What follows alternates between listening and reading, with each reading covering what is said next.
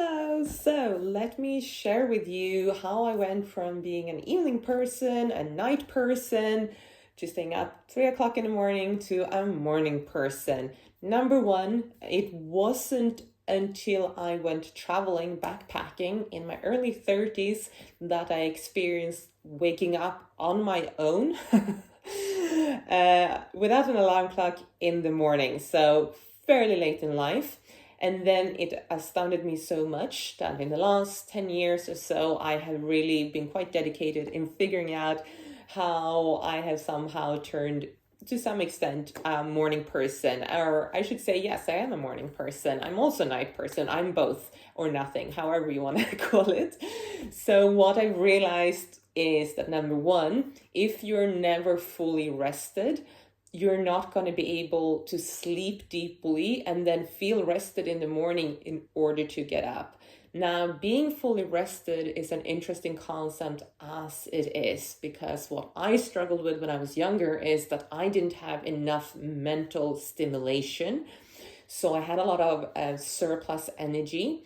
And that as well was not looked after because I wasn't exercising really. So in my body, I had too much energy, which meant that I would stay up late, even studying for school, but I was staying up too late, which meant, of course, that I didn't sleep enough hours to then get up in morning to school. I used to cut out my morning classes all the time, to the extent that I was just below when the school would contact my parents. So I was constantly there for years, by the way. No one knew, like in my family, no one knew. My parents didn't know that I would not go to school in the morning. And school wasn't allowed to contact them because I wasn't over that threshold. So yeah, anyway, I had a lot of stern conversations from teachers when I was a kid. And I was still scoring high on tests and things because I was up studying at night. Which comes to the other thing is that I realized that what I needed to focus was quiet and no one around me, which if you grow up in a house, a home, there's always stuff going. Someone's cooking, your siblings, there's a TV, whatever. And I studied the best in the middle of the night when everyone else had gone to bed, when it was just me in the darkness and the whole world was quiet, so to speak. So understanding yourself and why you are the way you are is so important, because I was guilting and shaming myself for years and years and years that I didn't go to morning classes, and also was so afraid of taking a normal job because you have to be in the office by 9 or whatever. I was super scared of this, so I didn't work in offices until much later. I worked in shops and took the late shift so I could sleep in the morning, which then was not great because I kept on with my night routine, so being out late partying. Anyway, once you figure out that you need to be rested, you also need to figure out a great way of finding stimulation. So you need to work out and try different ways, right? You need to work out a physical routine and a mental routine, right? So you need to have a physical exercise, and I've said this in other videos as well. It's super important that you have a way to relieve stress from the body and to take yourself out of the mind into the body and get a break from your constant mind chatter, whether it's conscious or unconscious, doesn't matter. Then you need to have mental stimulation. Now, mental stimulation does not mean studying things that you don't like. That's part of it, something for you to focus on and concentrate on that's difficult, but it should also be something maybe in combination or something completely different that is fun and engaging, and you get to use your creativity and problem solving and discover and learn and be curious. So a lot of times, especially if we are in what we would call like a very boring job, you might have been in work for 8 hours, but it was so boring and so brain dead. And then we can't sleep at night, or we sleep badly, and then we're not rested in the morning. And here we are back in the same cycle.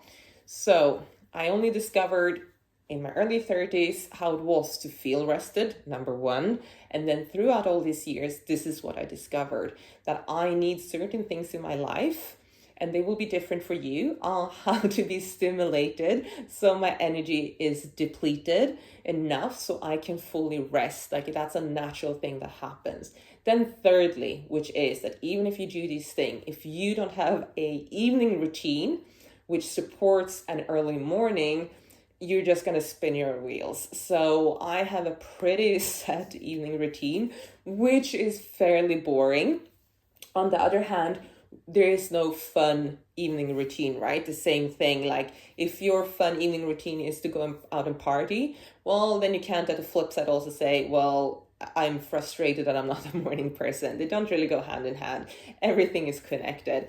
But if you're a person, which I have clients who sit up and just look at YouTube for hours, and then it's 2 o'clock in the morning, and then they can't meet me for their morning session, of course, that is not only not a mental stimulation, because you're just consuming, right? You're not creating anything, but also you're on screen, which does not help you. You're chucking loads of stuff in your mind, and then you're trying to relax. It's not gonna work. You shall have an evening routine that step by step takes you into lower and lower engagement, basically. And I would always recommend, like for me, I do my physical exercise somewhere earliest 5:30 or 6:30 I start, and depending on how much time I do, whether I do 20 minutes or 1.5 hours, it just depends on how my schedule is. But then I get so fulfilled by eating my dinner, and then it's downtime after that. And there is not writing emails, maybe the odd one, I should not lie, but there's not the necessity of overconsumption, neither, because then I'm tired, so I'm trying to consume, right?